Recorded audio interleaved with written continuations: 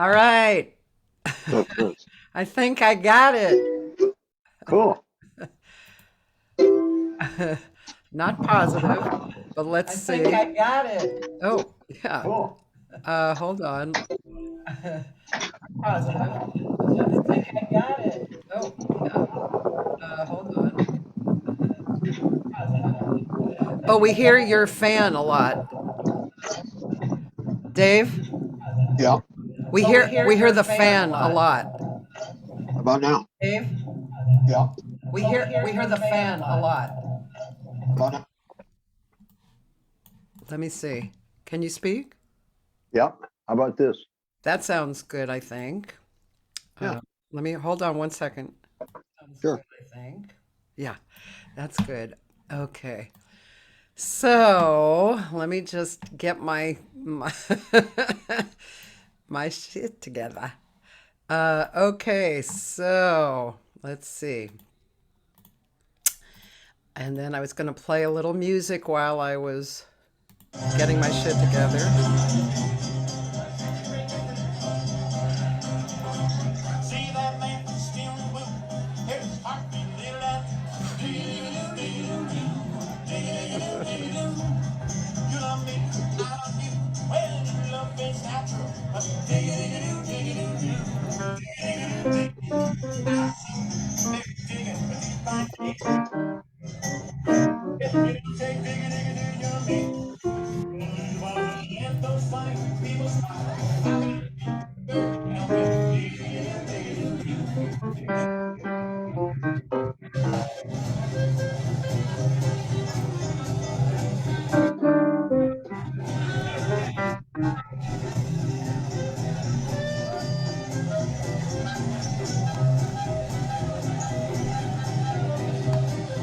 Wow, sounds great.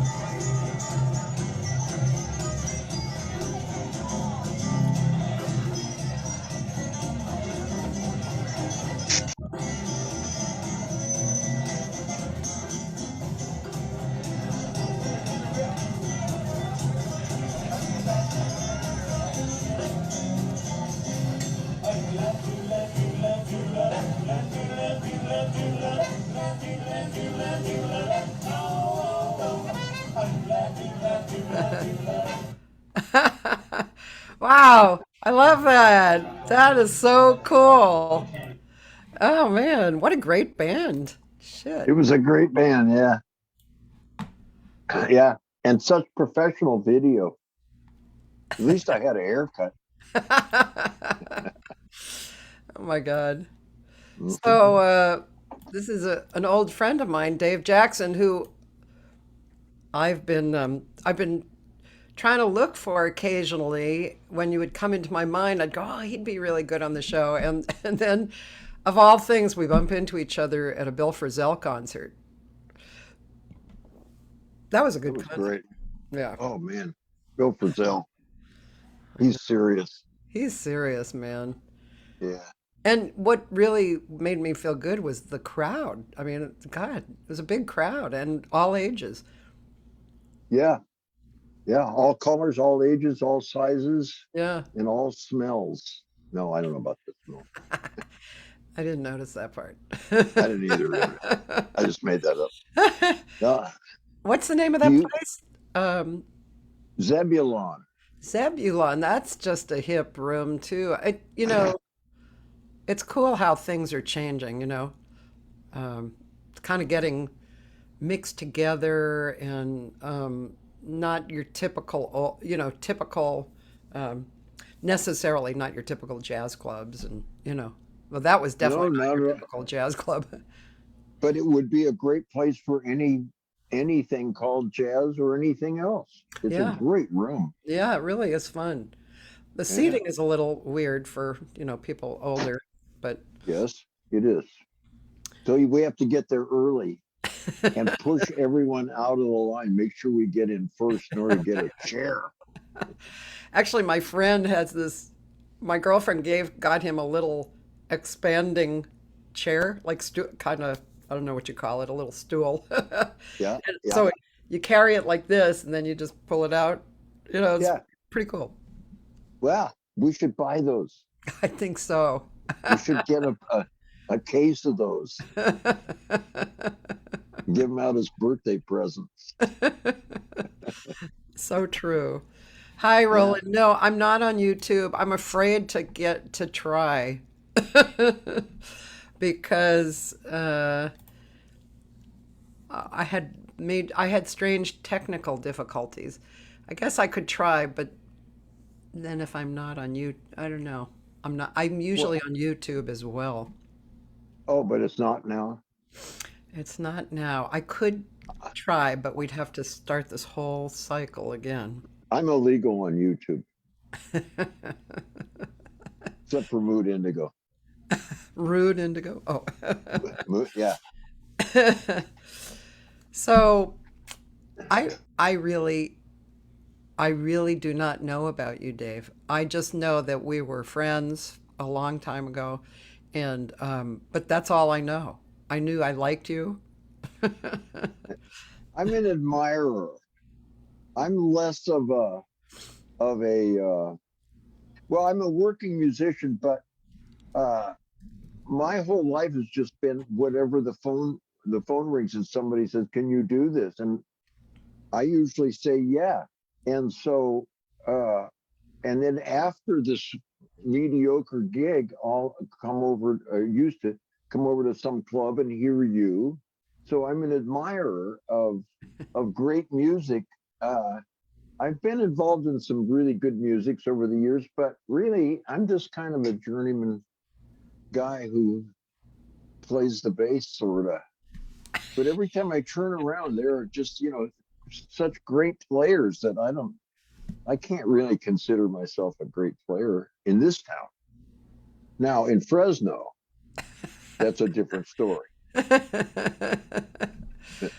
Well, that begs the question, what is or what makes a great player?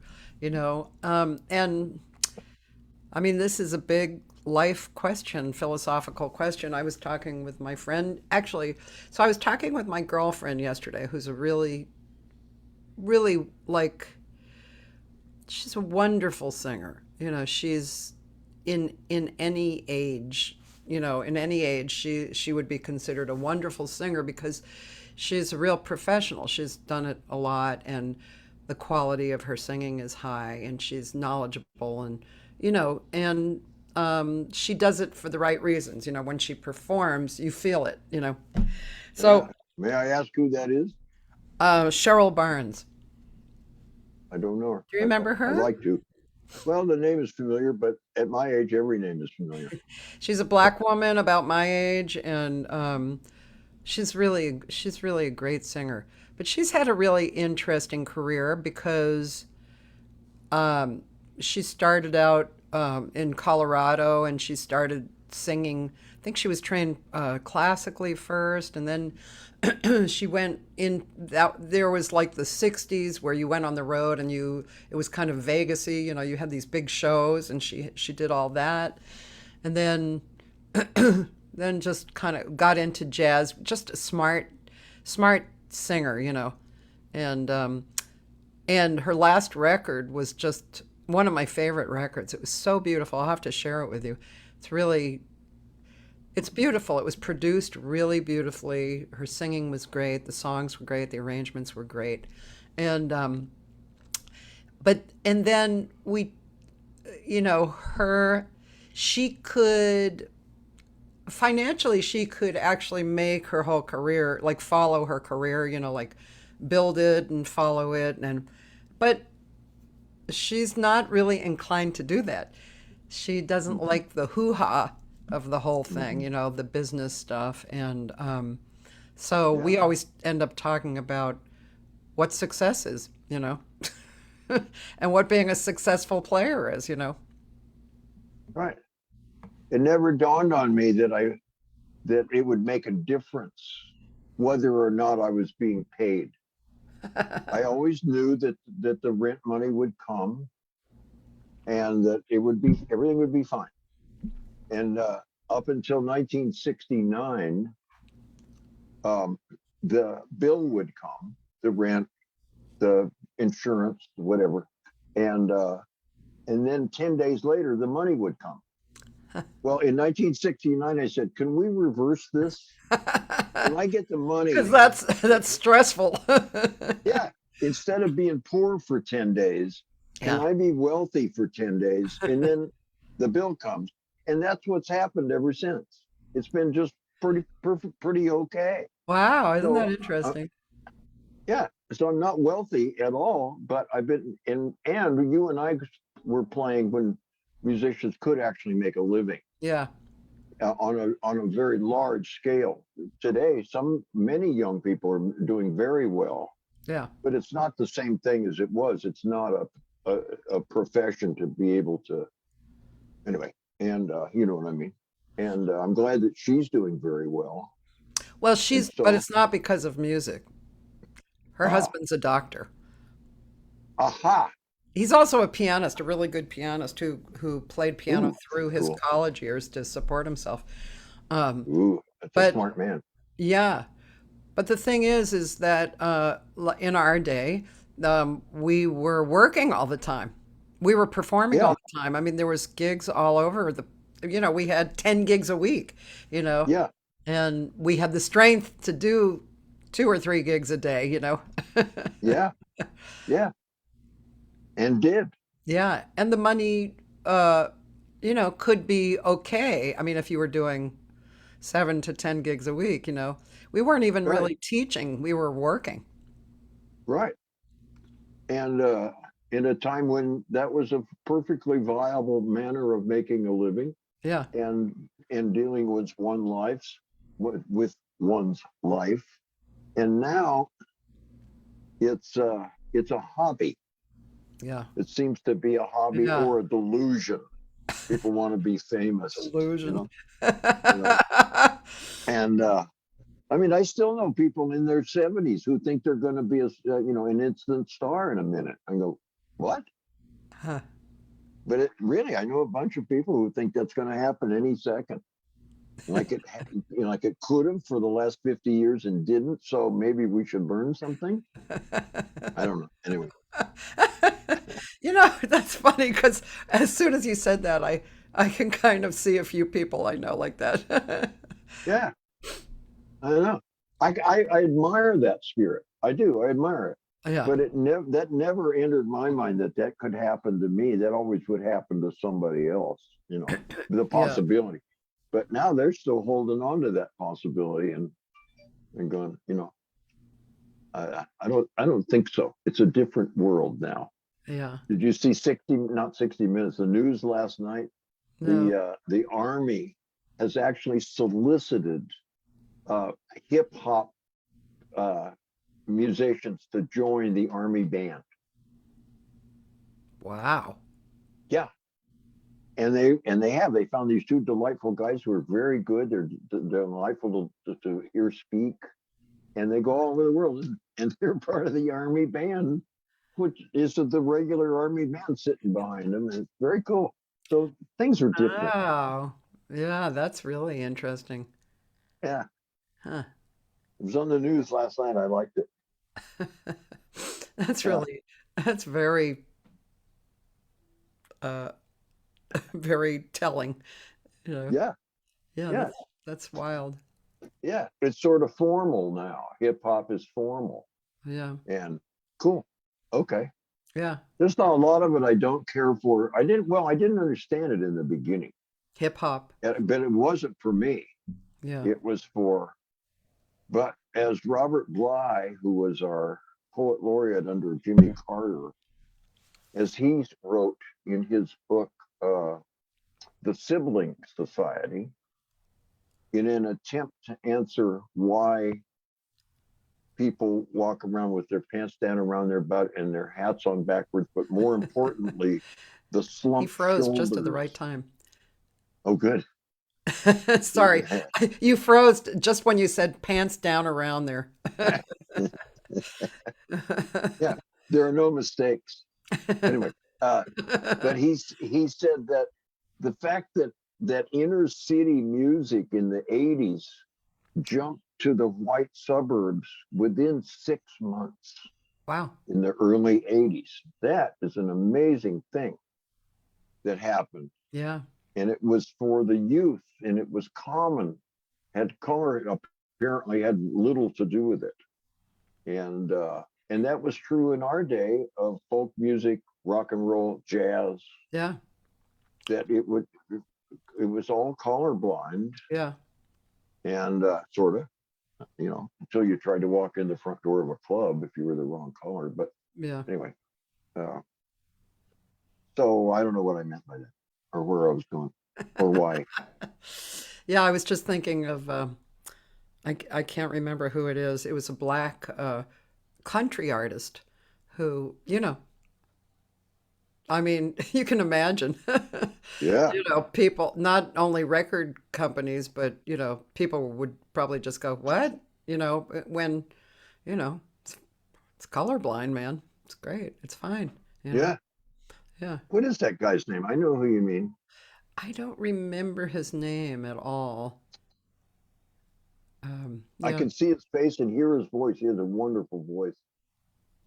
Uh, oh well. Anyway, And you've crossed the genre borders a lot, right? yeah. Well, kind of, except for jazz. I'm not a very good jazzer. I never got into the interior like Paul Krybeck with those guys. Yeah, But Paul Krybeck. absolutely. Yeah, and he's one of the funniest human beings on the planet. Yeah. And so, dispelling the idea that jazzers were serious. Yeah, was that an idea? Well, yeah, yeah, there was a group of people. Well, can I read this thing that I really like that I'd like to share with you? Me? Oh, yeah. And by the way, Gary Campbell, Gary, is he related to you? He said Charlie Pride. Try. Thank you, Gary. Thank you. Exactly right. Exactly right. Powerful guy. Wonderful guy. Yeah. Great documentary about him. Yeah. Very telling documentary. Uh, I'd like to read this thing. It's called The Birth of Bebop. The what of Bebop? The Birth. Okay, the birth. The, I'm the ready. Birth of Bebop. And this is a single paragraph from an article by Ralph Ellison. God, I hope this is interesting. first printed in Esquire in January 1959, which my neighbor had a copy of in Stockton, or no, I was in New York at the time. And it was reprinted in Esquire in June of 1983. Okay. Isn't that interesting? Yeah, very. And so this is by Ralph Ellison, one paragraph in which he said, but they too, some of them, had their own myths and misconceptions that theirs was the only generation of Negro musicians who listened to or enjoyed the classics, that to be truly free, they must act exactly the opposite of what white people might believe, rightly or wrongly, a Negro must be, that the performing artist can be completely and absolutely free from the obligations of the entertainer, and that they could play jazz with dignity only by frowning and treating the audience with aggressive contempt, and that to be in control artistically and personally, one must be so cool as to quench one's own fire. What do you think of that? I'm not sure what I think of that. I think it's kind of I, BS. well, it might be, but Ralph Ellison was an astute observer at the time. I thought it was interesting. I think he was speaking specifically of certain group of musicians, maybe Miles and a Yeah, certain yeah, batch of guys that I was around in the early 60s a little bit. And they were yeah. insanely serious, which is why I mentioned Paul Kryback. When I met Paul Kryback, I went, oh, they don't have to be too serious. You know, they can be funny too. And so that was an Yeah, interesting thing for me. I guess, because I see things from when I started observing. And I never saw that live. But you're right. Like, oh, except I did see Miles when he turned his back and walked off. But I don't know if it was about the audience. I I'm not really don't. sure either. Might have been about the band, or his mood or whatever. Um, because the He might audience have had a was gas. He might have had a gas problem. it's so true. One of the first things that I remember about jazz musicians, like seeing other than when I was a kid, because my dad was a sax player, so I'd go to rehearsals with him. But I'd experience musicians talking to a little 5-year-old girl, you know what I mean? So Right. that Yeah. was nice. But but when I chose to go to the modern jazz quartet, and I've mentioned this before online, but it's like what I observed were these elegant musicians who were dressed well. Yep. They respected the music. It was obvious, it was beautiful music. They were open to the audience. They respected each other, and Yep. that not only the music, but also that whole perspective really resonated with me. Really, it definitely dropped something inside of me that I wanted to continue looking at. Being part I of. agree completely. And that's still true today. Yeah, Wynton Marsalis yeah, and the people around him and the much larger family around that quality of playing is so beautiful. yeah, The music is beautiful. Everything about the culture, everything about them yeah. is really a beautiful thing. The And only thing not so much in country. I think I've noticed over the years, one thing, but that I don't know if it has to do with anything but just being human is, that there are some musicians who they like people clap and they don't acknowledge that they clapped. So Right. there are musicians who do that, but I think it's more about them as a person, You know what I mean? Yeah, yeah, yeah. Not a cultural Yeah. statement. Yeah. That's why Yeah, I I say agree. it's BS because I but I wasn't alive and around at that time that he was, and he was observing, and maybe I don't know, Miles, there might have been other people. I mean, Dizzy was not like that. Dizzy was a bundle of joy, and funny and great. So it's very interesting. I actually yesterday I'm on this Zoom with these classical and jazz people. Oh, good, my beautiful slave. Thank you. He's very beautiful. He brought me more coffee. Um, Oh, so we were talking about. Um, well, let's see. There was something musical about it too, but we were talk. Oh, well, no, I guess we were talking about. It was an interesting conversation. Whether, well, I feel that human beings are built the same, but we exhibit or manifest our lives and the emotions that we feel. Like both you and I have felt utter grief, but we manifest that in whatever ways we do because we're different beings, right? And we've had different lives and different experiences. And so in this group, there were several people who kind of argued that point or didn't believe it, or they said the spiritual being is not separate from the body, and which I think the opposite. I think the being is not the body. I like this body and I'm attached to it. It's good, it's good. It works for me and it is Cathy. I like Cathy, but I am not Cathy. I am whoever I am, whatever I want to call it. And even one woman said, well, you use your body. And I said, well, listen to what you're saying. You said you use your body. Who's you?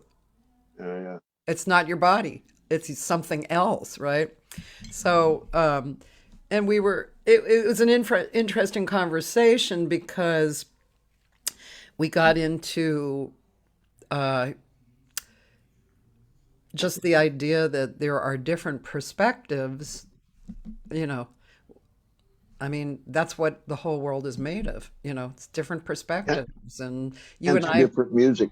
yeah, different. Yeah, right, exactly. I mean, that's the interesting thing and the difficult thing about life. Yeah. Can I ask about your father? I Sure. didn't know your dad was a saxophonist, I'd like to call Yeah, I really should have a picture of him along on this wall. Yeah, he was a sax player. This was in Boston, and he led big bands. He was kind of one of those straighter big band guys, but he loved like Stan Kenton and we he was also a DJ for a radio station, so we had a lot of records, and um, yeah, Mike Siegel, that was his name. him. Mike Siegel. Yeah. And so you grew up in the inner workings of music, Yes. in the day to day, your dad dealing with odd personalities and people not showing up and Yes. stuff like you everything. Yeah. Although I didn't see that so much. I saw the music. I helped him put back the music in order every Sunday. And we would always have records on. And I saw him writing checks to the band. Right. Um, and my mother had been a singer before she was married, and my twin sisters were 4 years older than me, and they sang really beautifully, and one played the piano, so we were always around the piano, and yeah, so, and then my dad taught, and we had a small house. So my bedroom was next to the living room where he taught, where he would be screaming at his students, "No, it's an A," that kind of stuff. So that was how I came up. Do you still sing with your sisters? Well, unfortunately, my sisters are both gone. Oh, darn it. Yeah, they one died about 30 years ago and one died about 12 years ago. And yeah, so that's, you know, Mm, yeah, it's sorry. hard when you're kind of part of that, Yeah, like that thing, that trio with music and family. yeah. It's Um, difficult to have being the family trio with two people gone. it is. It so is. Yeah. I'll send you a song I wrote. It was, yeah, just came to me. I was in the garden and I started writing this song about the three of us, and it's not a jazz song. It's kind of a folky song, and but I do have it on a recording with jazz players who, of course, just made it as beautiful as they could. Turned That's out okay. Jazz players are fine. really good, right? Yeah. So where did you grow up? Frezias You did? and Stockton. Yeah, I lived in well, I call it Frezias until the president of the Optimist Club changed it to Fresno, and that was years later. And in Stockton and Frezias, up there in the central area, and then moved to New York for 2 or 3 years. When I was, I don't know, 12 or 15 or something, and then Anaheim, Oh, and that's the change of life. Anaheim was paradise in 1958, 59. wow. Yeah, fog, orange groves, Wow. small Disneyland, jobs. Everybody worked all the time. It was fabulous. Wow. Great people, all kind of colors. It was great. Anaheim High, and I joined the choir within, I don't know, a couple of weeks of arriving at Anaheim High. Yeah. Was in the choir, and then the I carried a tuba in the marching band, Wow.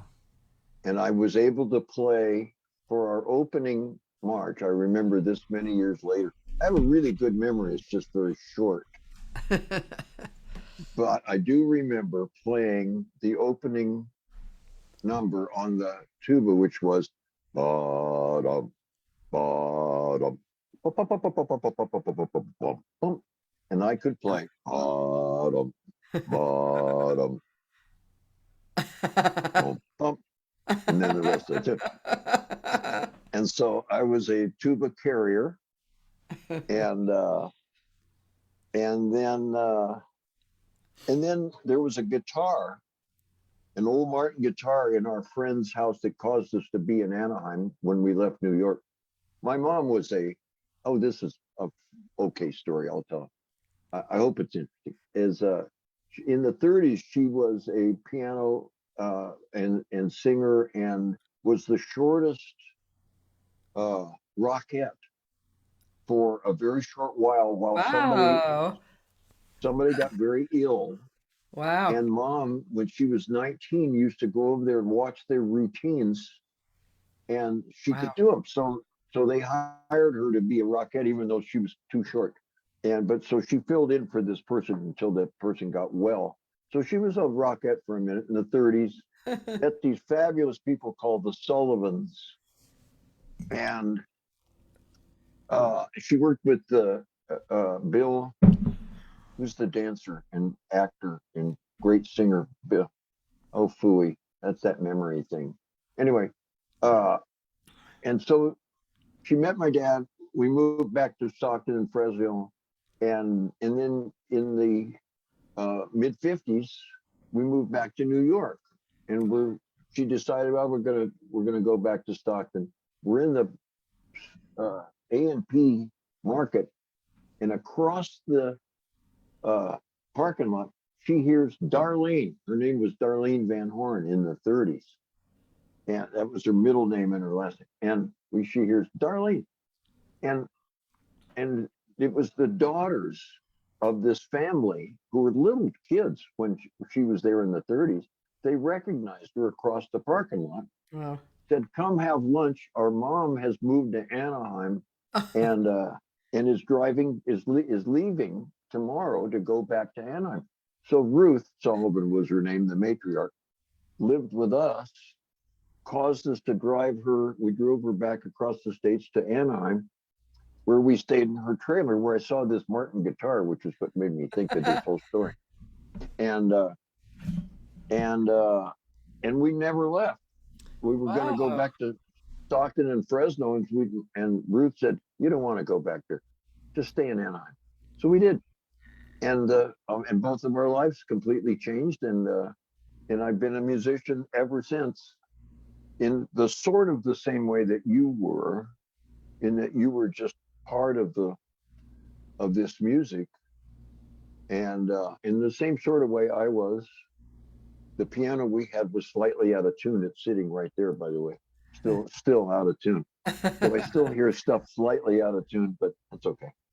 And and uh, and there was never any doubt about or desire to do anything else. This is just what's next each Yeah. morning. Yeah.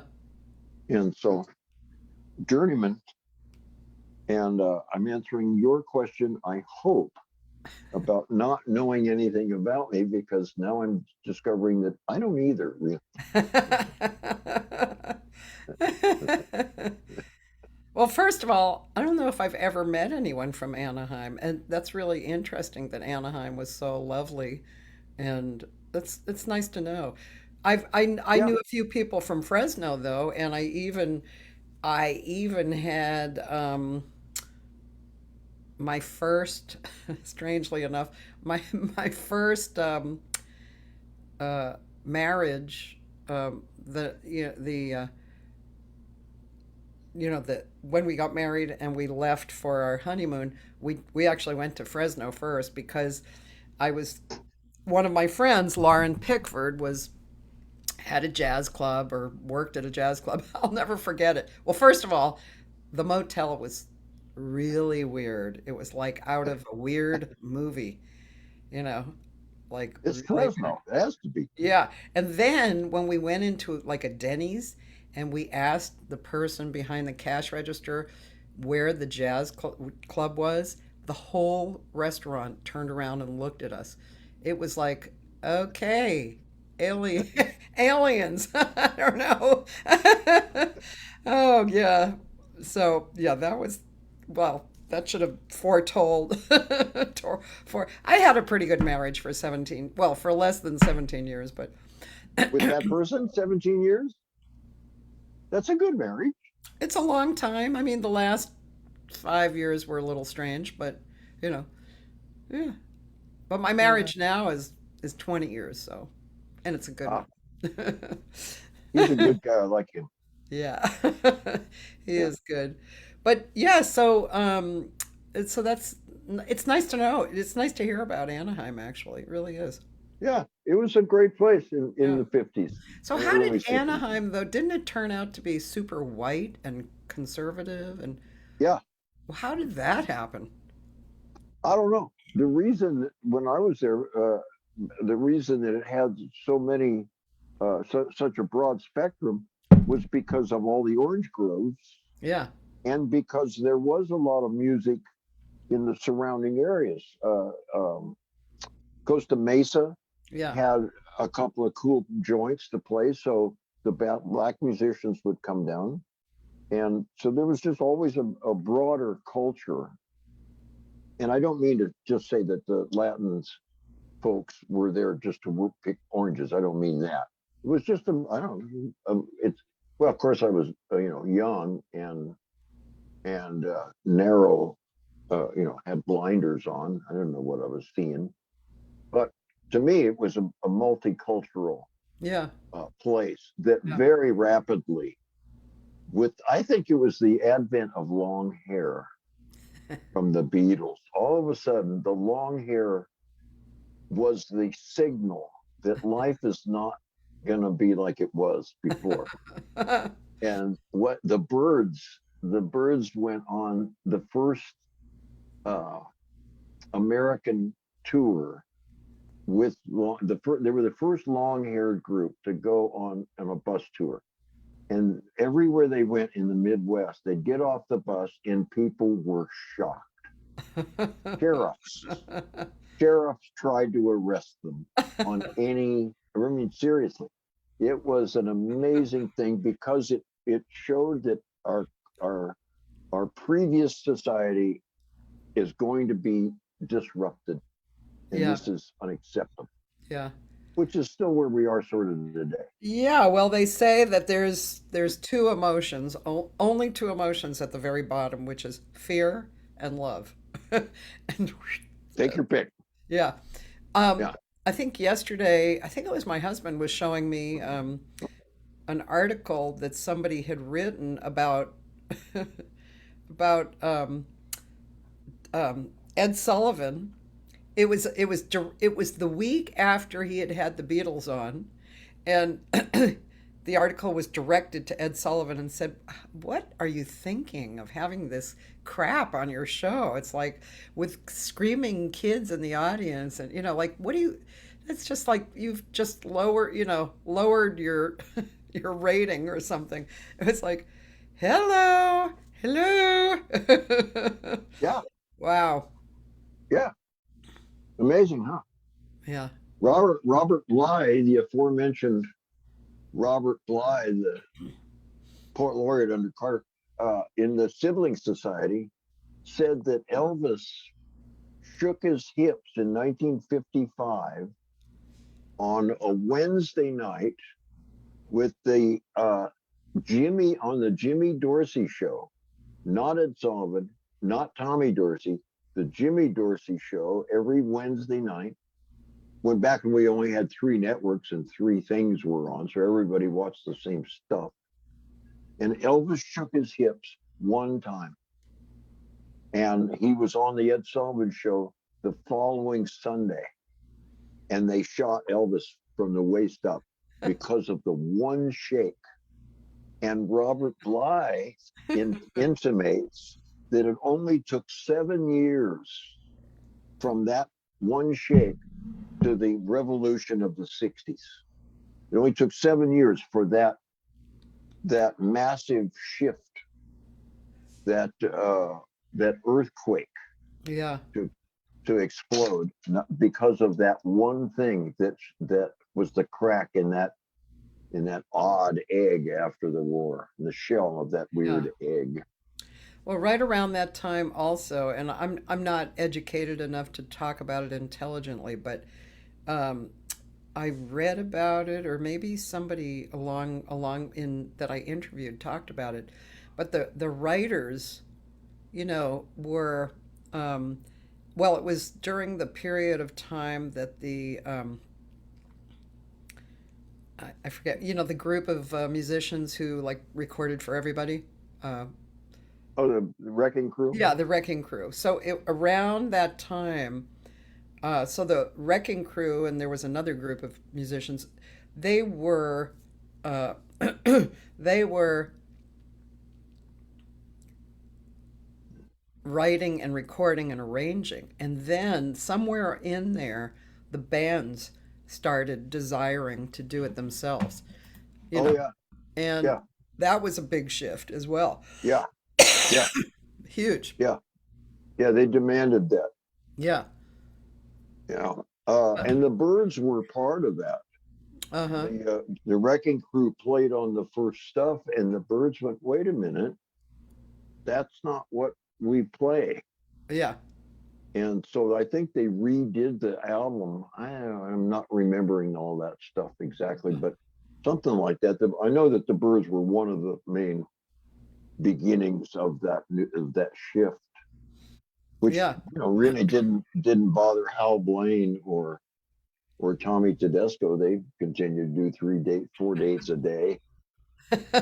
Right. You know, I Um, got to do some dates with Tommy Tedesco at Capitol in the in '64 or something like that, yeah. and the string players were still dressing in suits, and Tommy was the only one sitting there in a pair of shorts and a Hawaiian shirt. 'Cause they were He all was dressed in suits. irreverent. Yeah. Oh God, he was just wonderful. Yeah. I remember, let's see, I was at GIT when I guess they were doing a tribute to him. Can't remember. Maybe it was, might have been his memorial. But they were telling all these Tommy Tedesco stories. Man, he, They're endless. yeah, and he also changed what, like what musicians actually got paid in this for Yeah. studio work, and Yeah. but he was also a rebel. Oh, wonderfully so. Yeah. Yeah. My friend Roland here, Roland Ascaron said Easy Rider, the movie took us into the shift in societal outlook. 1968 and 9. Ron, do you know the year? I'll Yeah, bet it was 68. Roland, what year No, was it? I think it was 69. He'll tell us. It was a Tuesday. I remember that. Wait a minute. Hey, I actually want to play something else that you're playing in. And who knows, maybe we're gonna see the same group, which was great, or something else. Let's see. I don't know. I don't know. YouTube. Um, well, I mean, you mentioned Mood Indigo, so I looked for Mood Indigo, and here's the Swing Brothers, and here's Uh, 7 years ago.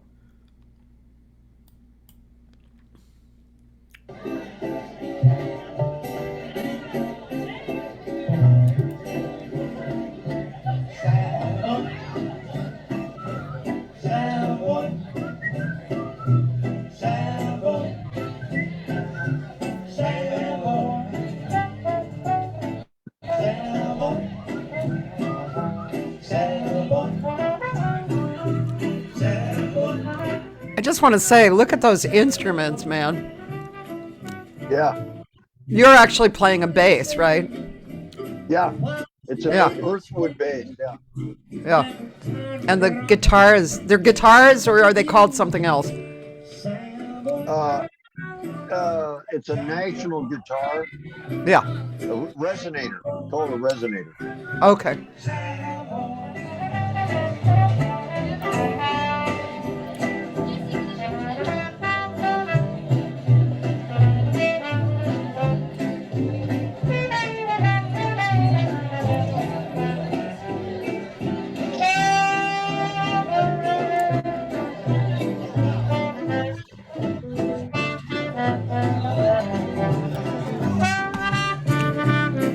Is this at Joe's on Magnolia?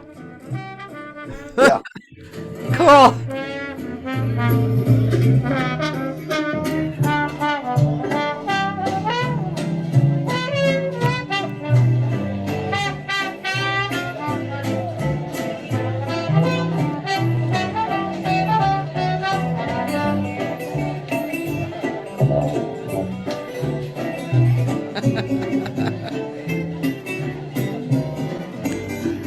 I don't know, your part sounds a little tuba-like to me.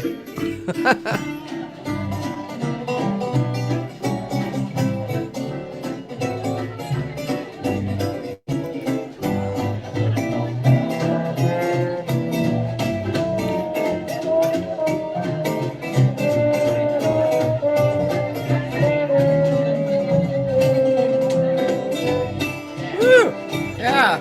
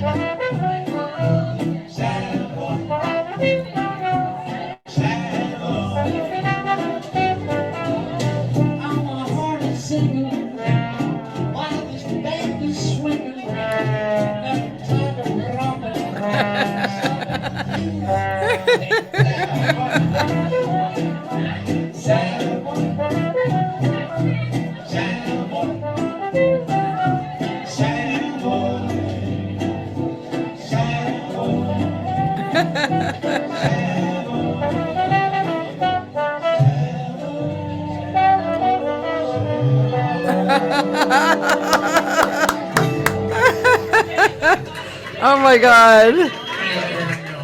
Oh my God. That is so cool. I noticed you didn't whistle, man. No, I don't whistle. No. That is so cool. Is that group still playing? Well, so no. It started in 1981. The three of us, and that guitar player's name is John Reynolds, Okay. and he's Zazu Pitts's grandson. Wow. Remember Zazu Pitts, Yes. the actress? Yeah. And who was a Wow. wild woman. And so John, when I first met him in '81, I thought he looked like he just stepped out of William Powell's pocket. And I just saw him 2 or 3 days ago. And no matter where you go in this town, John says, "Oh, that was the so and so house over there. It's gone now." But no matter where you go, he knows all the old iconic buildings that Wow. are both here and not here. Yeah. And he's just the most interesting guy. Nobody plays guitar like him. And Bruce Foreman play has a master class at SC Yeah. guitar master class. And at least the first year, I don't know if he still does it, but before COVID, Bruce would not pass his guitar students until they heard John Reynolds play. Then Wow. they could have an idea of some other view of the guitar. And nobody plays like John Reynolds, and he's just delightful and one of the most interesting human beings on the planet, and a great painter. Really? Yeah, he's a He's wonderful painter he and sings good drawer. too. Oh yeah, yeah, he's just great. And and Casey McGill was the guy sitting next to him. It's his band, Yeah. Casey's band, and he lives in Seattle. So we did that. Does that say 7 years ago? I think you said. Let's see. I don't remember. It says 2015. Oh, okay. So yeah, 7 years ago. Yeah. But the trombone player's name is Dan Barrett. Do you know that name? Sounds vaguely familiar. You should have Dan Barrett on. He is absolutely, he's brilliant. He's a dedicated, studied, working musician. He's absolutely brilliant at everything he plays. A great cornet player, great guitar player, and is very serious and always has been. He actually went to school No. to be a player. I know.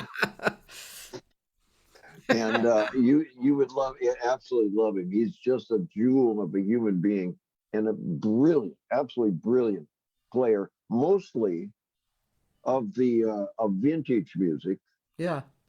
mostly, but he's eminently capable of anything. He plays with such force and fire, clarity. His solos are usually just brilliant. Although the ending on that last one was a little funny, but that's not his fault. That was just amazing, and it was joyful and fun, and you guys Yeah, sounded great. And yeah, it obviously the was. dancers loved it too. Yeah, and so that's the only reason it comes back. But that dance thing kind of started because of Mood Indigo. You remember the Nucleus Nuance? Yeah, yeah, Remember that restaurant yeah. and China Yep. Room, Yeah, the China room. Yeah, yeah. China Club, China something. China something. Uh, and we used to Mood Indigo would we play there. We never needed a sound system, and so we would just stroll and do whatever we damn well wanted. And that dance thing started in that time. And then whole bunch of people got or that some people call archaic music, the 20s and 30s stuff, just kind of rose up and just it grew and is still going. People do it all the time. Yeah. Those Friday and Saturday night shows.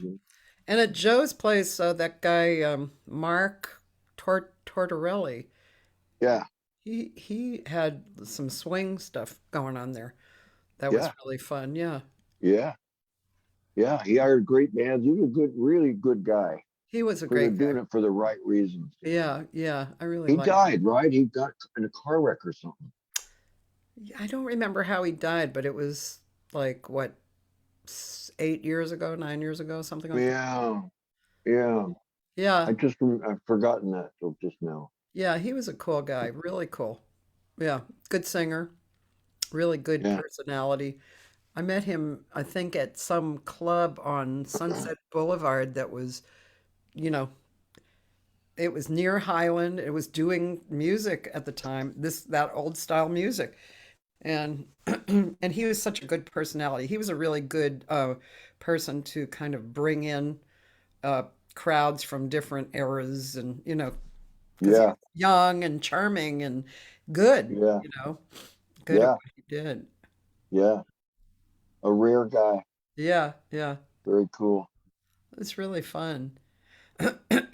So, these days, do you also do things like teach, or are you relaxing and gigging every now and then, or producing or recording? What are you doing?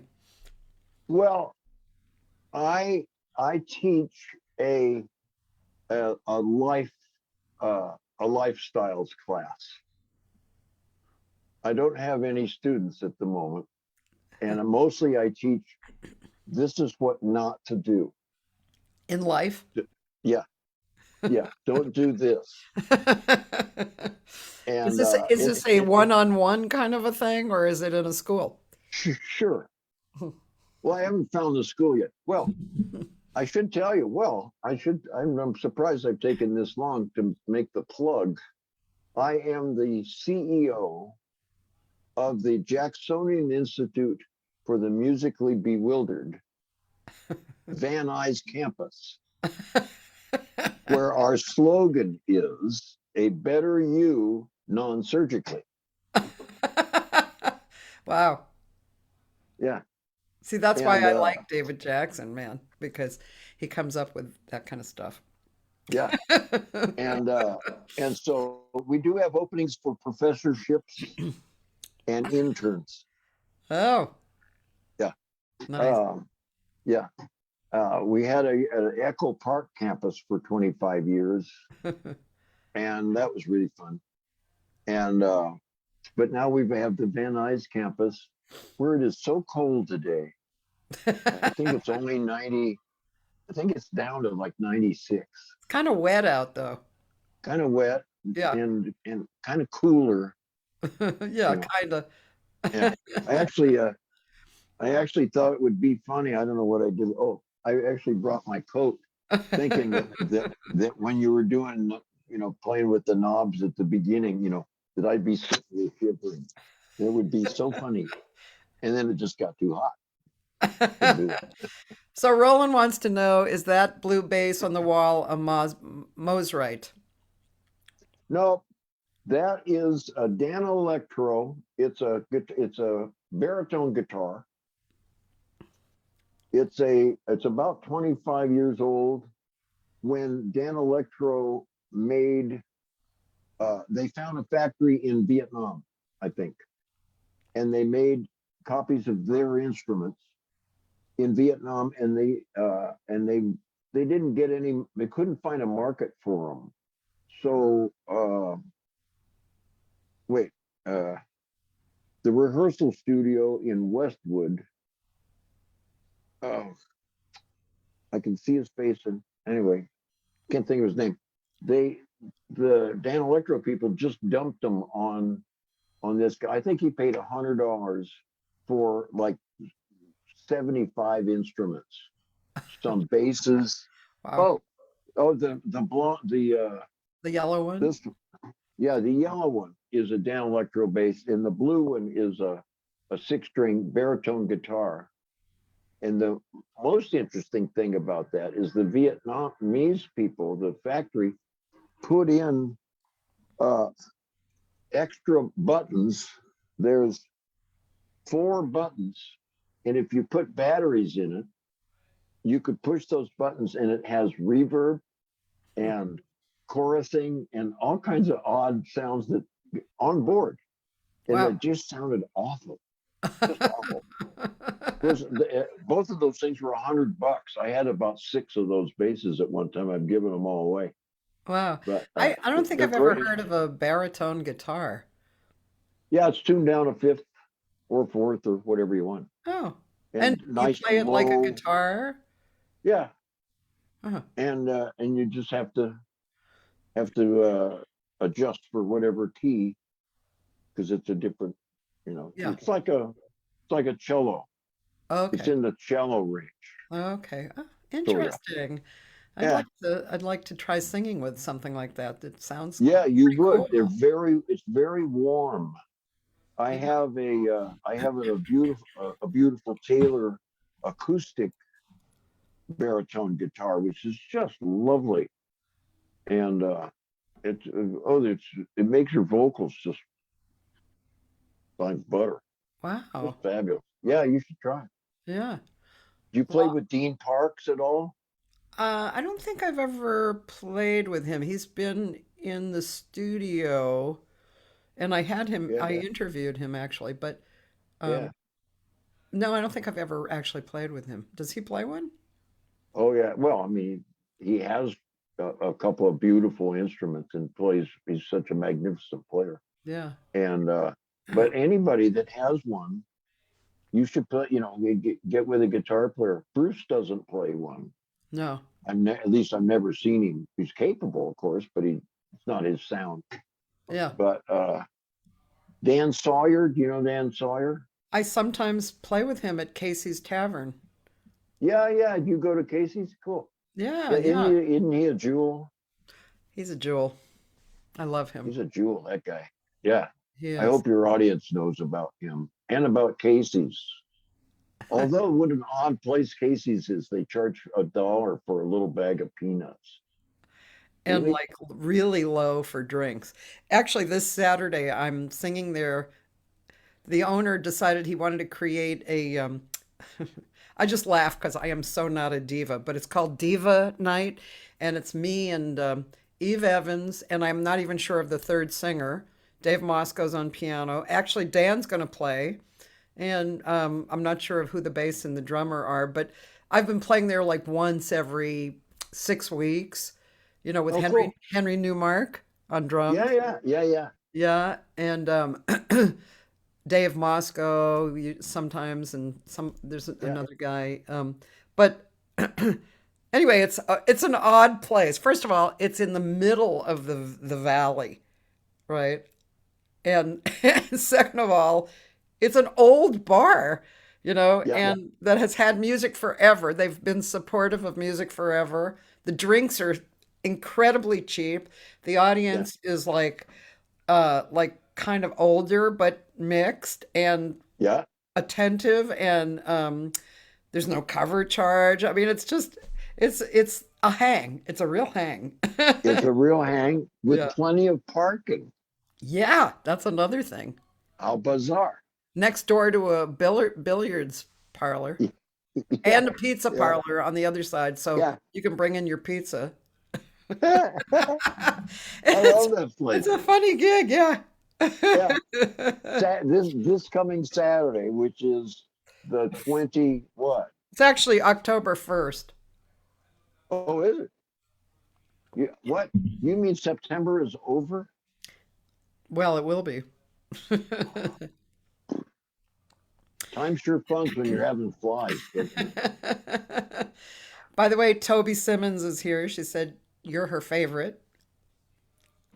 Toby has exquisite taste. I doesn't she? Eh, there you go, man. Yeah. And I see you play vibes. So I'm No, not I have a surprised. marimba. I don't play vibes. Oh, I it's have a marimba. marimba. Yeah, Okay. yeah. I got one for COVID. You did. Yeah, COVID hit, and I went, oh, I can't leave the house. I'll get a marimba,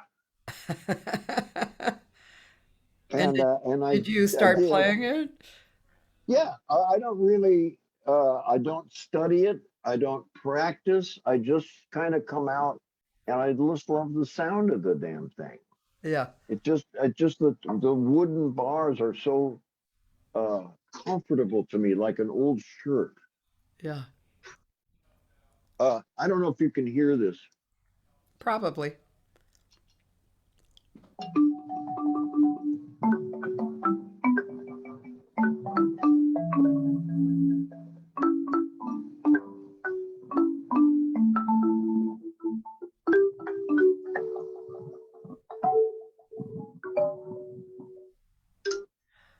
That's really So nice. That's you're right. It's yeah, good. It's nice, comforting kind of sound. yeah, yeah. You notice I didn't use four mallets. I didn't notice that, but Ah, but others did. They went because really it's a four mallet thing. it is. It's the same. Yeah, it's in the same ballpark as organ B3 players. Yeah. Jim Gordon, the saxophone player and keyboard player, would not play the B3 organ they rolled in it at the session unless it had the pedals, Yeah. because that's what a B3 organ is. Yeah. In the same fashion, a marimba is really the four mallet thing, and it's just joyous. But it's just like the jitterbug, it completely evades me. So just that far beyond my abilities. But I do play it, but only for myself. Yeah, I it's got my flute out and I took some lessons during COVID, but then I kind of strayed away again because because my mind is all over the place. And I picked it up last night. I was like, oh yeah, I really should look at my lessons again, because I yeah, played it or in college, it's pretty and it's especially pretty outside. But oh, it's I beautiful. I actually would like to get an alto flute because I've always Oh, been attracted to the alto flute but never played it. that's the same thing Yeah, as the baritone. It does that same thing. It's lower, more yeah, comfortable, yeah, wider tone, nice fur around the note. Oh, it's beautiful. yeah. Same thing. Teresa James is a great flautist. Did you know that? I had no idea. I don't think. Yeah. I interviewed her too, and I don't think that came up. She doesn't talk about it, but she's very good. Huh. She's also one of the world's great whistlers. Really, That's cool. world class whistler. John Reynolds, the guy who played Yeah. the resonator guitar, is also a world class whistler who will make you guffaw Wow. at what he whistles. Oh, he's just hysterically funny.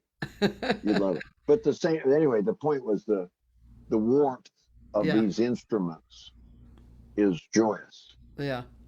And yeah, get an alto flute. Yeah, I was like, well, do I really want to spend the money on getting an alto flute if I'm not going to play it? You know, that's the thing. But yeah, I should just keep looking. A friend was going to loan me one, but then he uh, he changed his mind. It's not. It is my belief that it's not a good thing to accept loaned instruments. Having said that, this marimba is a loaned instrument because the guy didn't have room. He bought it, and his wife said, "No, no, it's not coming in the house." So I kind of inherited it until he does have room. That's funny. Yeah, but I think it's not a great idea to have borrowed instruments in your possession, because if something happens, you just feel awful. You feel worse than, oh heck, I've lost an instrument. I think pianos are generally like, on loan a lot, because Yeah, yeah. people just they don't have room or they're moving or, something like that. Um, Can't give the damn things away yeah. half the time. Really. I have this, my grandmother's upright, and I rarely play it. And a few years ago, I thought, oh, I'll give it to, a church. No, they don't want it. Nobody wants it. Is it an acrosonic? It is not, but I have had three acrosonics in my life. I love them. I do And they're too. just as heavy as a ton of bricks. But anyway, no, this is just an old an old Chevy of a Yeah. piano, and it's just a kind of mid quality piano that was the first piano I played when I played like this. That's how little I was. So I still have that, but nobody gives a shit about a piano anymore. Damn shame, unless they're ex, uh, unless they're famous Steinways or Bosendorfers or some silly stuff. Yeah. Yeah. There's a few good pianos around, but that's kind of one of those things like people don't expect to have pianos like at clubs anymore. Um, I have But a friend and who everybody had one when you and I were growing up. Everybody had a piano. I know. Amazing. Hmm. Now nobody. It's a very strange Yeah. phenomenon. I have a friend who has a really nice home venue in Mount Washington with a really beautiful German Oh, piano. that guy that gives the concerts. Yeah. Yeah, that's a very cool place, guy and piano. Yeah. He and I were working musicians together when we were, in our 20s. He played piano and sax. And he's just a funny guy. He he's dabbled in a whole bunch of instruments, you know. I've forgotten his name. Can you Alan Gold. remind me? Alan That's Gold. right. Yeah. Yeah, yeah. Yeah, he's a fun guy. You should come over there more and hang out. He's a great hang. I'm not too busy. Okay, good. I'll invite you. Yeah, yeah, um, do you get out and see music these days? yeah, yeah. I do, and I really miss it. Live music is so valuable Yeah. and so potent. And I was in Trader Joe's the other day, and I was amazed, and how I have always been amazed at the quality of their playlist and the pretty good sound in the store. Yeah. Sounds good, but it reminds me of how music is free now. It has to be free, and so to go hear real people make real music, wow, what a delight it is. Unless it's too good. If it's perfect, I just go, whoa, I don't want perfect. I want human or something. There's a thing on my little Facebook page that I I don't know how to do that. My girlfriend Carolyn does, but somehow or another, a thing that I just love, and it's a Django band, Django Reinhardt band, and they're just playing at 190 beats a second. It's just so fast, it's ridiculous. And the caption they have on my and it's perfect. I mean, they really are playing magnificently, and it's a video of them, these fabulous young guys playing. But it feels like being bitten by fleas. It's what it sounds like to be bitten by fleas. You know, and that's okay for one or two songs, but a whole set of that? Okay, you're good. Okay, now play some music for me. So I love going to hear real people play music, even if it isn't great. Yeah. I was driving up to a thing in the redwoods, and I on the drive up, I got tired of listening to whatever music was on the radio and of talk radio. So I found a local station that was playing um, youth orchestras, recordings of the previous weekend's contest of youth orchestras in the Bay Area. Yeah. So they would play, one orchestra would play a Beatles, another would play Beethoven, another played Mahler, and they just played a huge range of stuff. But they're youth orchestras, these are children, and they played with such glee and such verve and half the time out of tune and missed notes and out of time. And it was so entertaining and so valuable instead of everything being perfect all the time, like Trader Joe's playlists, which I love, but gee whiz. So real music is just so valuable. And to hear youth, some kids play it. I like going to schools and listening outside the room. They don't like it when I do that. So I don't do that very often, but I do like hearing I do like hearing kids play. I think Dudamel had the kind of history like he had young players that he, El Sistema. yeah. Is that what it? You know about yeah, No. El Sistema. You Yeah. know about that? I that might have been what I'm referring to. I don't know. Well, he in Argentina, uh they they're so poor. Those kids were so poor that El Sistema would take the kid in the morning. He'd get dropped off at the El Sistema school, or I don't know what it is, and be given a classical instrument, a violin, a cello, and and then they would do that in the morning, then go to school, and after school get picked up and taken back to El Sistema.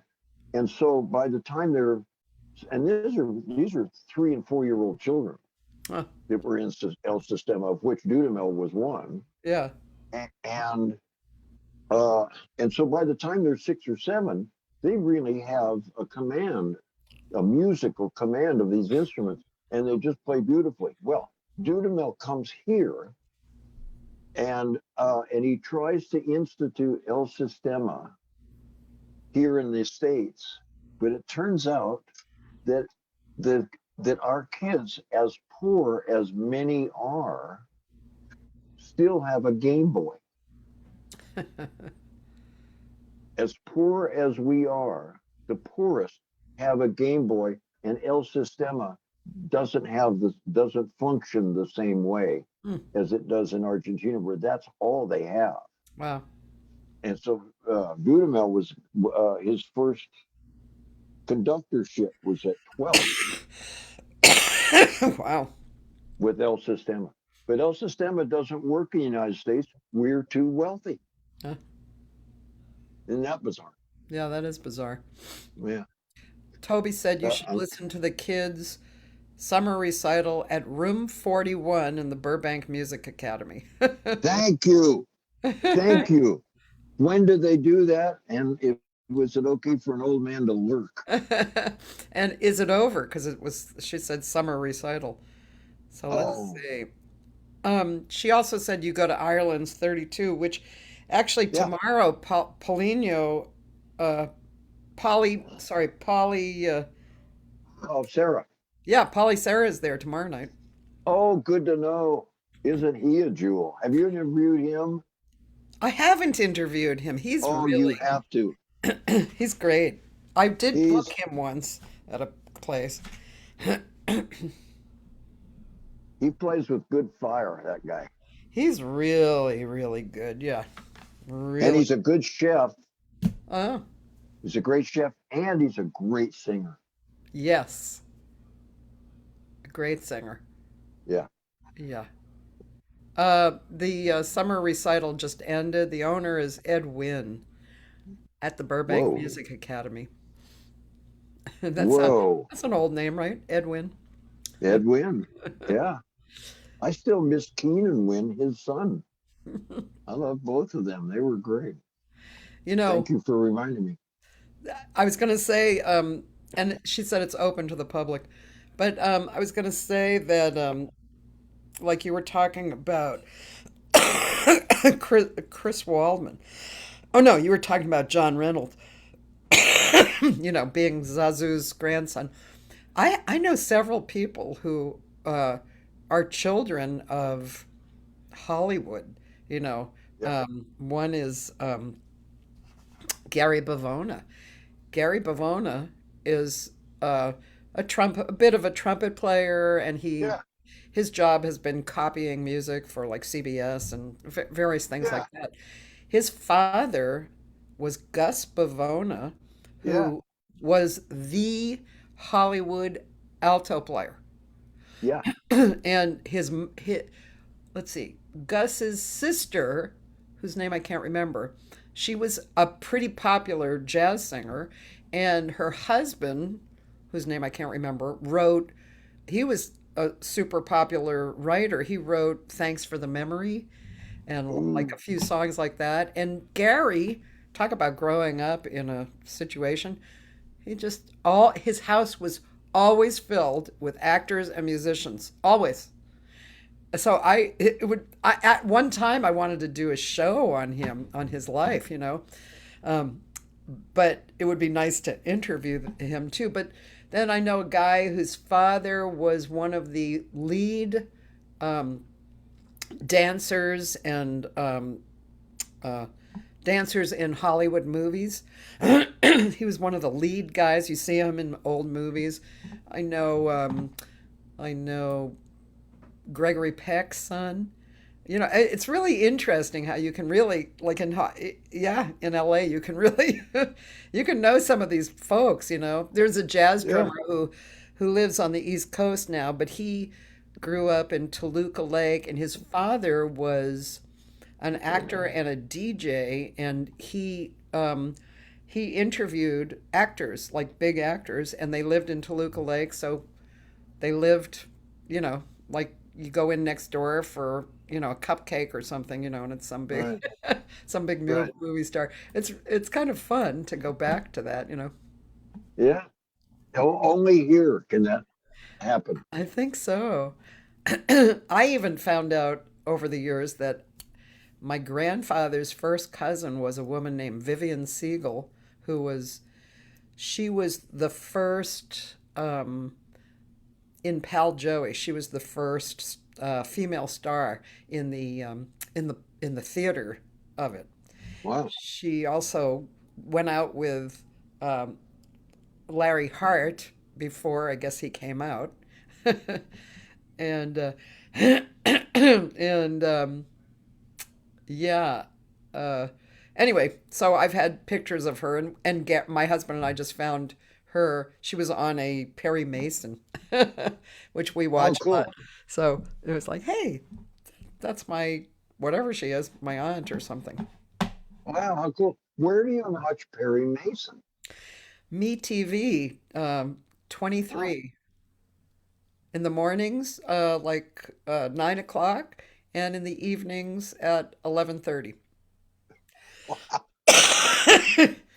Perry Mason at 9 a.m. So good, man. They're so the acting, Dragnet the at direct. 9:30. I'll bet Really? Drag. I don't know. Maybe. Do they have Dragnet? Well, Perry is an hour, so Oh, okay. afterwards is Matlock, which I was never a fan of, so I always change No. it at 10. But Me TV. Okay. I've never done that. I'll have to do that. Perry Mason was good because he had the Law and Order show.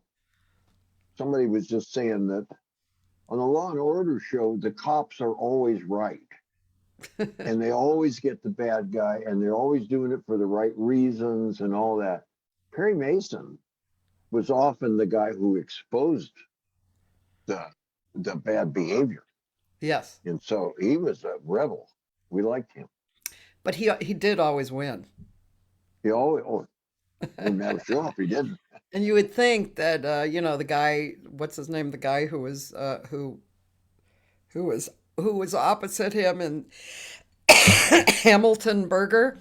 He was. Yeah, yeah. You'd think Hamilton and the cop would know, but my husband and I are always going, they're so smug. What they should know. If Perry's involved, he's always going to win. Gonna win. Sorry. Did you happen to see the new version, which I think was HBO maybe or something? Yeah, There's I only did see one season. that. Yeah, I liked it. I thought it was interesting. it was okay. I don't know. They shouldn't have called it Perry Mason. Right, right.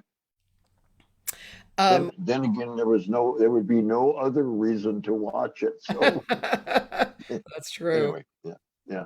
I thought it was an interesting concept, but and I like the actor, and I think The it's actor, I difficult liked. Yeah, I making liked the making actors.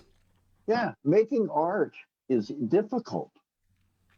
As Bob Dylan said, you can't be too far ahead nor too far behind your time, Yeah. and it's really a very, especially today with with art, with outlets being so diversified, which is the problem with music. Even in, I watched A Mighty Wind the other Yeah. night on KCET. They don't even do one song all the way through Uh, in the movie. A song doesn't go all the way through anymore. You get to the funny part and cut.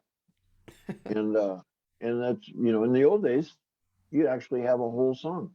yeah. So anyway, it's difficult, and I wish there were more music in movies. Is that show still on the, it started off as a radio show from the Midwest. It was very popular, hugely popular. It's kind of a mixed bag of music, mostly folk, more folk music. Um, what was that show? It was super popular. How long ago? Well, You it said was. started, it's, I think it's still going, but it started, Oh, you don't mean Prairie Home Companion? yes, I do. Ah, yeah. So that's still It's going. got. Well, no, it got shut down in the pandemic, in COVID, another COVID case. But Garrison Keeler, Yeah. who was as close to Mark Twain in my view as anybody we've ever produced, Yeah. and I so miss him. I miss his clarity of visage Yeah. about our human condition. It's absolutely wonderful. But I don't know if it's true that he sexually harassed somebody or something. So he got thrown out, and they gave it to Theo uh, Mandolin. Huh. Uh, Nickel Creek was the trio I saw them in San Diego. Uh-huh. Brilliant, brilliant musician, absolutely brilliant, astonishing.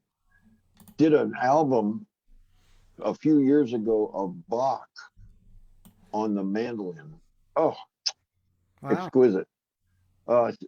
Chris Oh yeah. Chris Thiele, that's his name, Chris Thiele, Yeah, I remember. and man, he wasn't. I thought he did an amazingly good job for a very difficult slot to fill, but Yeah. it wasn't terribly compelling, and so I think COVID shut it down. So I'm hoping somebody will bring it back. We'll see. It was Yeah, a my great show. friend my friend Joyce says it's not called Prairie Home Companion anymore. Oh, but it's still going I don't know. as I'm some other name. asking her. Oh, that's good to know. Let's see. Oh, you play with the deductions, no rehearsals, no originals, and no scatting? So do I. That's what she's talking about. Oh, What is that? do you know about the write-off room? Yeah. Bill Lynch started the write-off room.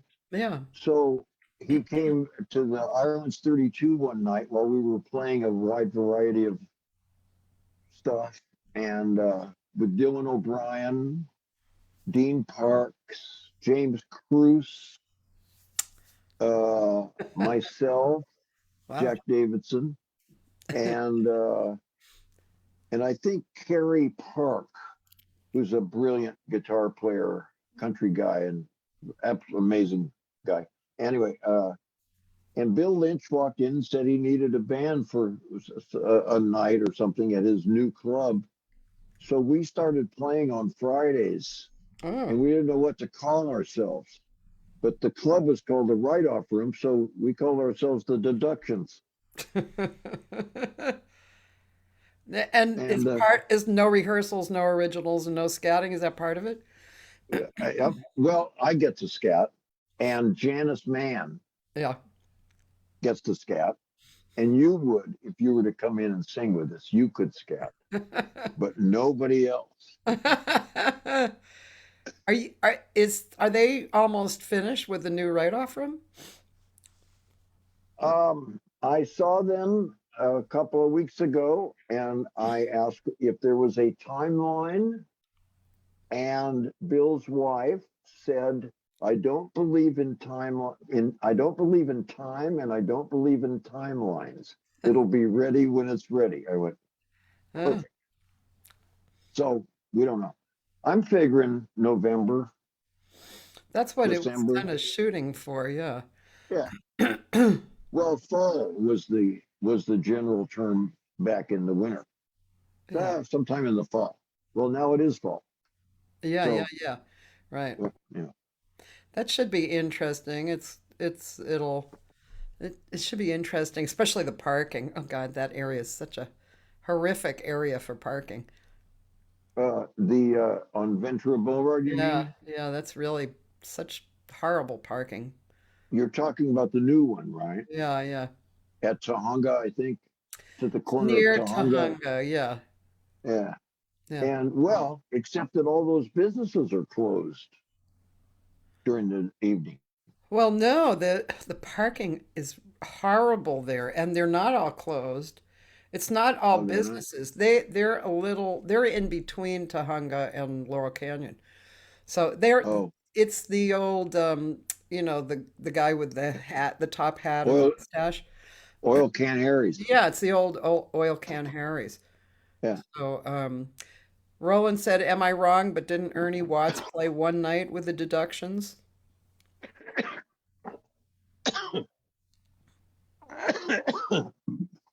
Forgive me. Yeah, I wasn't there, but yeah, I heard that he was great. That guy's going to be big. Yeah, someday. And my Yeah. friend Dan said the Chris Thiel show, Thiele or whatever, is called Live from Here on NPR radio. Is it still on? Does it Dan know? Dan, do you know, is it still on? It looks like it might be. Oh,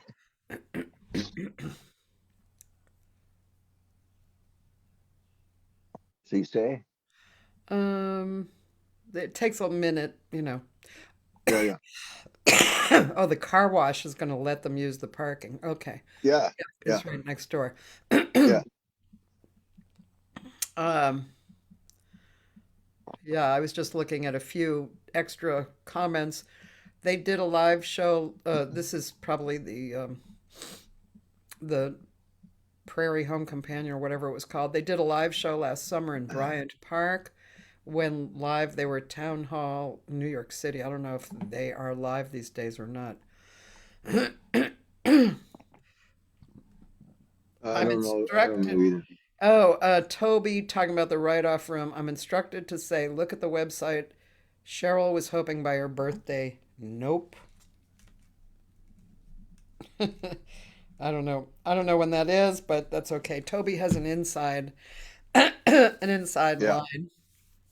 The only thing I know is it's going to be great. I saw it in kind of its second phase, and wow, it's really going to be a lovely place. Really. He's completely redone the whole building, Yeah. which needed everything. I can It imagine needed that everything. place was old and Yeah. yeah. There was one little section of the floor of oil can Harry's that was, oh, I don't know how big, maybe 10 by 10 ish, and the floor went like this. So people would get on this floor and go, "Oh, this is great. This is really a dance thing or something." Well, it turns out there was no support under the floor at all, and that's why it was like that. At some point, somebody would have died going through there. Oh man. Fortunately, Bill bought it and fixed it, but sadly now we don't have a spongy floor anymore. But hey, That is sad, isn't it? yeah, Reminds me of a bad story that has nothing to do with what we're talking about, so maybe I won't talk about it. But well, I'll talk about it. It was friends were sitting around telling bad gig stories. So this girl was had been in Texas with a band and there were like so many cockroaches that the drummer was like hitting them off the wall, you know. And she said at one point she looked out into the audience and the floor looked like it was moving and it was cockroaches. Ooh. ooh. Well, they're Hey, going to outlive us. I want to hear one more song. You know, we're kind of winding down, so maybe this one. Please. I don't know if there's anything else about you on other than Mood Indigo, but I'm enjoying Mood Indigo. Yeah, I don't know either. Wait, that's not you. Okay, wait a minute. Oh, because it said Oh, that's Jackson Street. Casey. It said Jackson Street. Now, if I just said David Jackson, I don't know. I've never tried it. David Jackson, bass. I'll say bass. David Jackson. No, No. the nerve. So now that you have a nice website, you could actually, you know. Now I suppose I could. here's Try some. that thing. Try that. Yeah. Yeah, try that thing.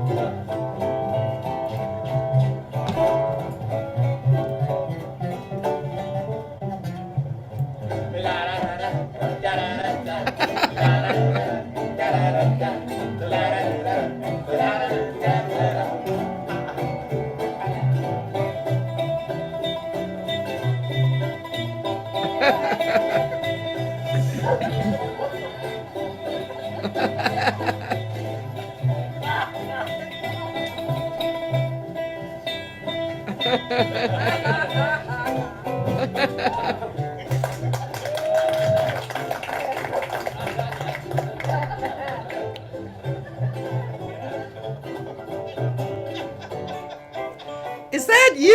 Oh my God. Yeah.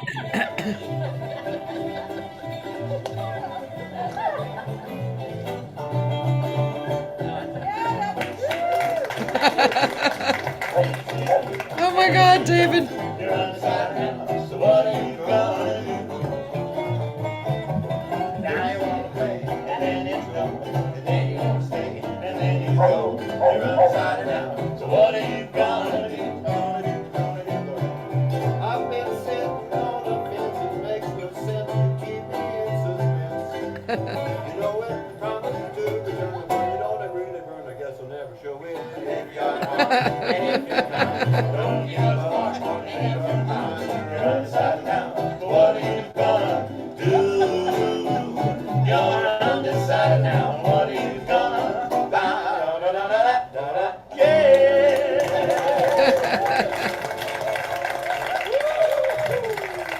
Oh my God.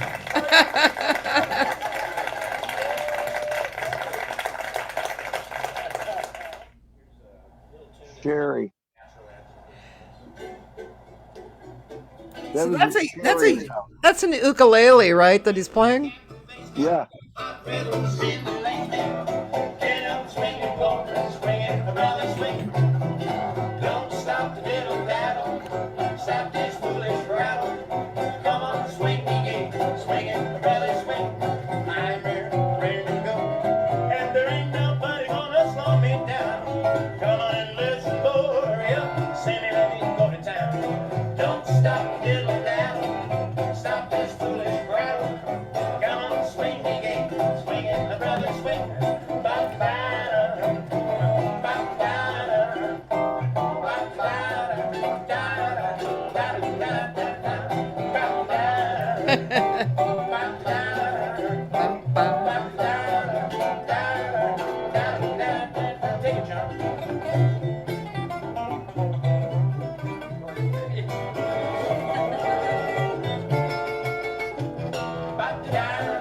Woo.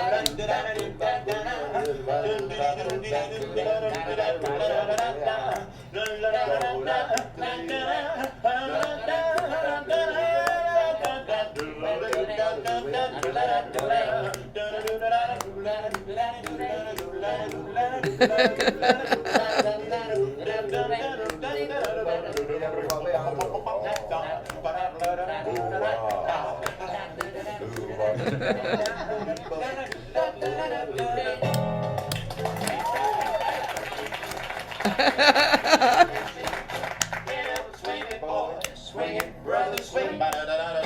Don't stop the diddle daddle. Stop this foolish rattle. Come on, swing me gate, swing it, brother, swing. I'm ready to go, and there ain't nobody gonna slow me down. Come on and listen for ya. Sammy, let me go to town. Don't stop the diddle daddle. Stop this foolish rattle. Come on and swing me gate, swing it, brother, swing. Just like James Brown. Swing it, brother, swing. Swing it, brother, swing.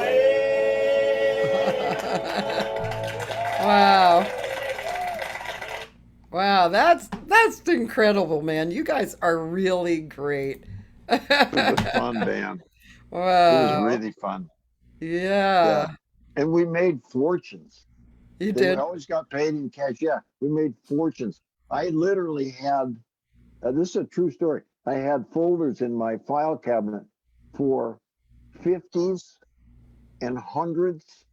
And I had two $500 bills and, yeah, or I think I had two. It was the most I ever had.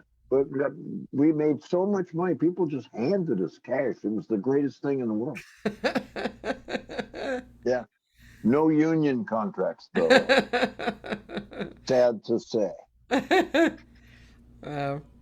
Well, Yeah. this has been way too fun, and it's 2 hours already. Well, less a little bit of time in the beginning for technical difficulties. Thanks, David. Thank you. I've had a delightful time, as always, in your presence. You're always fun and fabulous. It's been Fun so and fabulous. nice. Thank you. It's been so nice to hang out. Yeah, you too. I have to Yeah. mention, however, that the sound of the bass on the YouTube things sounds like a reggae bass player. Sounds like, I'm only playing, a couple of no, that's some pretty weird bass sounding stuff on it. But Well, I'll go technology. back to YouTube and fix it. Yeah. Yeah. Thank you. Thank you very much. I raise my glass to you I raise my glass to you. and to your fans. I'm so happy you have a fan base. This is wonderful. Thank you. Here's to Yeah. you all. Thank you. And ladies and gentlemen, tonight, if you're in LA, I'm sick, but I'm going to sing anyway, and I'm going to hope my voice works. I have a really Where? nice gig in Santa Monica at this beautiful hang called La Puglia, which is a really good Italian restaurant. It's kind of casual but beautiful, and it's on Wilshire, lots of parking, and it's only like uh, well, the doors open at 6:30, and we play like 7:15 to 9. And it's John Leftwich, you probably remember John, on Vividly. bass, and Mitchell Long on guitar, who's like stupid great, and Charles Ruggiero on drums. Cool. So And what's the cross street? Wilshire and what?